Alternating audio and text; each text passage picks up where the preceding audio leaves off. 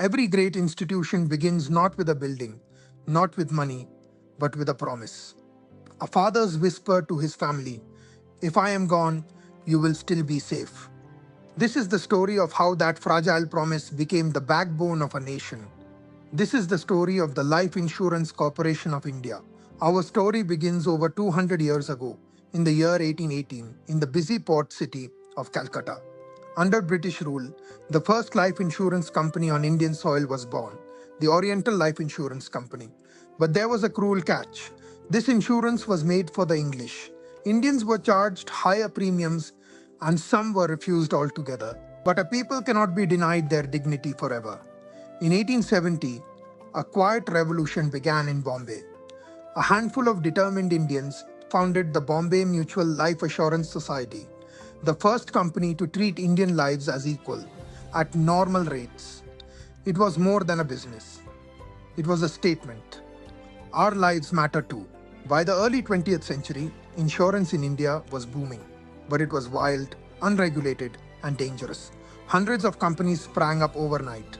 Ordinary families handed over their savings, trusting they would be protected, but many were poorly managed and some were outright frauds. When they collapsed, they took the dreams of thousands of poor families with them. The government tried to bring order. In 1912, the first Life Insurance Companies Act was passed. Then, in 1938, the Sweeping Insurance Act tried to regulate the industry. Rules were written, inspectors appointed. But paper laws could not fully tame human greed.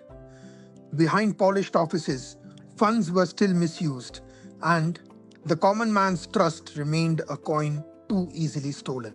Then came 1947. India was free. A new nation stood on its own feet. But freedom revealed an uncomfortable truth. Life insurance was still a privilege of the rich and the urban.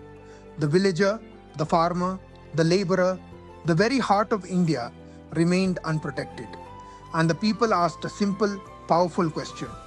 Who will protect the protector of my family? The answer came from a man of vision, the finance minister, Deshmukh, and the government of Jawaharlal Nehru. They made a decision that would change history. If private hands could not be trusted with the nation's lives, then the nation itself would carry that responsibility. On the 19th of January 1956, the government nationalized life insurance across the country. What followed was one of the largest consolidations the young nation had ever seen. 245 insurance companies were merged into a single mighty organization.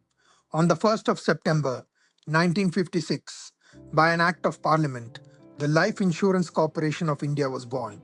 Its duty was to insure not just the wealthy, but every Indian in every village. LIC chose words to live by. An ancient verse from the Bhagavad Gita. Yogashimam Vahamyaham.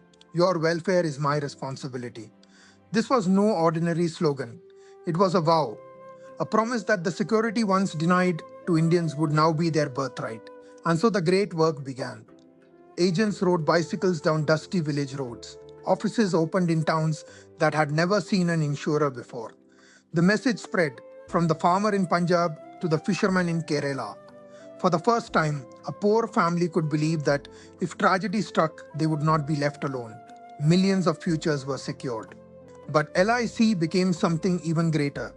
The savings of ordinary Indians, pooled together, became a mighty river of capital. That money built roads, powered electricity, raised dams, and funded industries. Every rupee a family saved for its own protection quietly helped build the country they lived in. LIC was no longer just protecting lives, it was building the future of India. Today, decades later, the Life Insurance Corporation of India stands as one of the largest and most trusted institutions in the world, with the faith of an entire nation resting on its shoulders. It began as a fragile promise between a father and his family. It grew into the promise of a nation to its people. From colonial injustice to a symbol of trust, this is the enduring story of LIC.